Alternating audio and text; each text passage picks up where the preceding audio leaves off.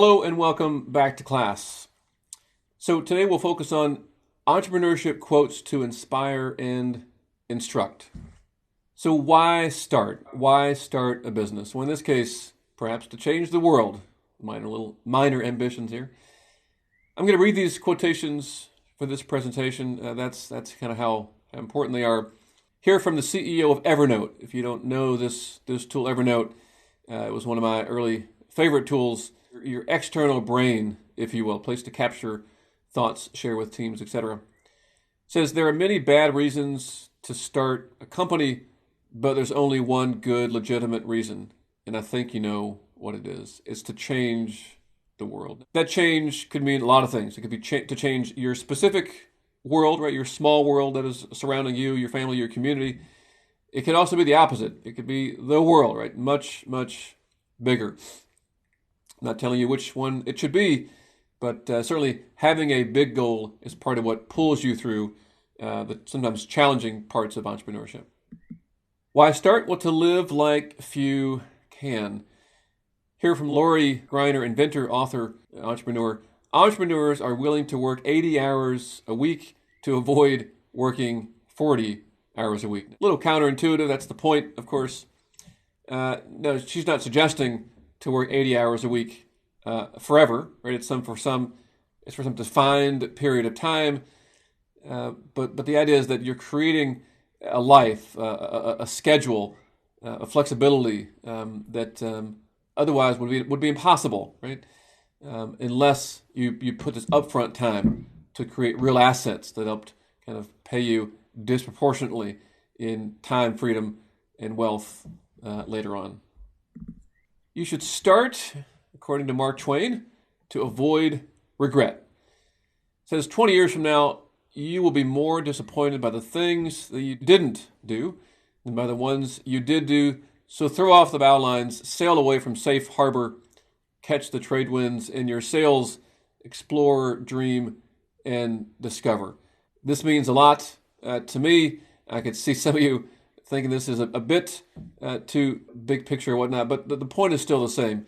When you flash forward, right, to 20, 30, 40 years from now and think, what will you be excited, satisfied, gratified to have accomplished, created, catalyzed in the world, perhaps you will have looked back and wish you pursued your own path to create outsized impacts, financial, personal, social, and otherwise.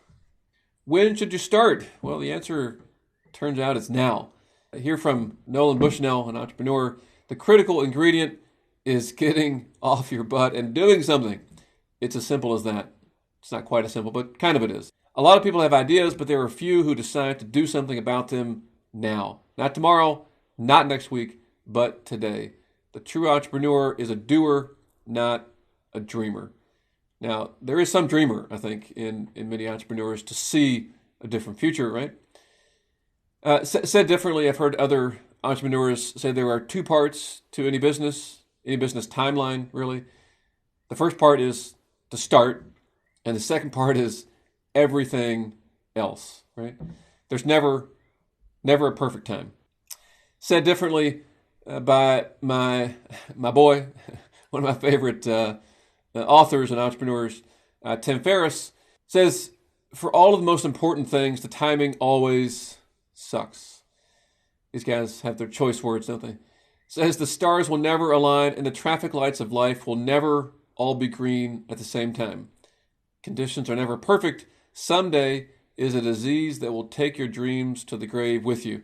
Pro and con list are just as bad. If it's important to you and you want to do it eventually, just do it and correct course along the way. Just do it and refine, fix it later.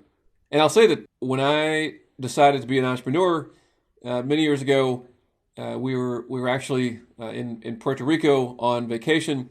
We had one of our oldest was very young. My wife was also quite pregnant, and I had my BlackBerry, if you recall BlackBerry devices. Had my BlackBerry along with me, of course, and it kept reminding me that I was not on vacation. Now, importantly, I was also reading a book called The 4-Hour Work Week by Tim Ferriss. If you haven't read it, I highly recommend it. Although it sounds like a late night infomercial, it is anything but that. A very practical guide to lifestyle design, let's say, or building businesses in a different fashion.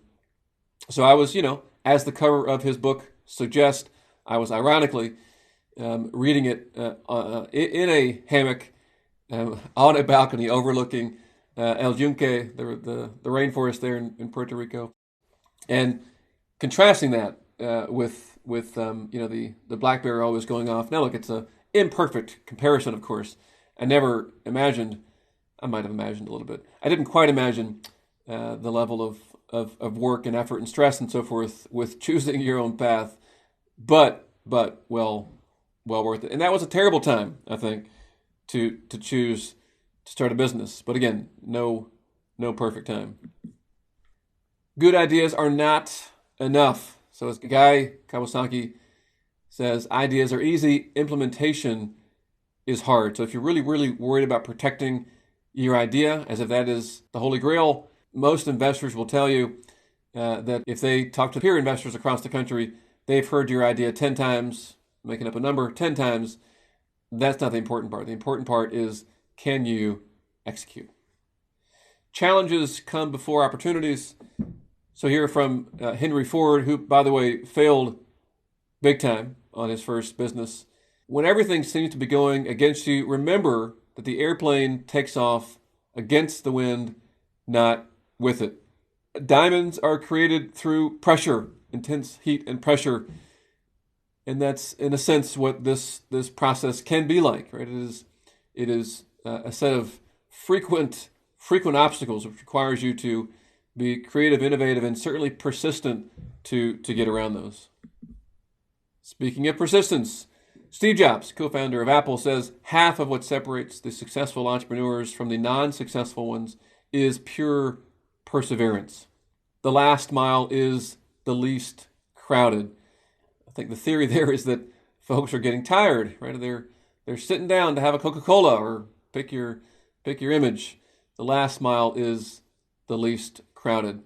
So be that person, right? Going the last mile. Albert Einstein, given credit for many wise quotations, I think many, not perhaps his, but all the same. A person who never made a mistake never tried anything new. I would certainly venture to bet he made many mistakes, but we don't know him for that.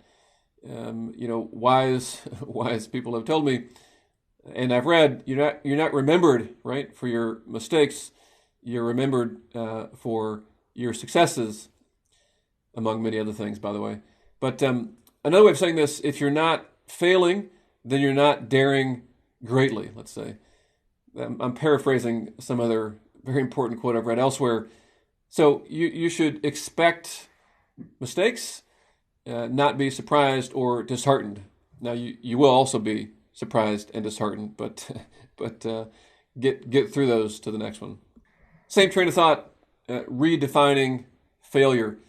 Edison has said, "I've not failed. I've just found 10,000 ways that won't work." 10,000 is a lot. When I, with the family, toured his estate in Florida and saw, kind of visceral, tangible proof of his path, very inspiring. But look, we don't remember Edison for the failures, right? We remember him for his creativity, persistence, genius, perhaps, and prolific invention, like the light bulb. By the way, the other part of this is sometimes when you fail repeatedly, you learn. Well, look, you should learn from all those, but you may need to pivot. You may need to not just continue on the same path, but to learn from those failures and pivot in a slightly different direction. Again, not to be surprised by that, but it should happen. Here, Winston Churchill, you'll see a repeating theme here. This is a very important part of entrepreneurship.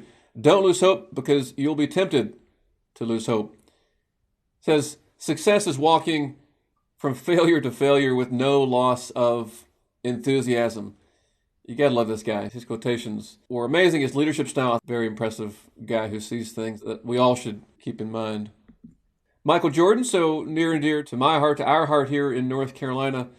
As a professor at UNC, he went to school at UNC and was born here in the state. Anyway, we all know him for his excellence on the court, but he says, I missed more than 9,000 shots in my career. I've lost almost 300 games. 26 times I've been trusted to take the game's winning shot and missed.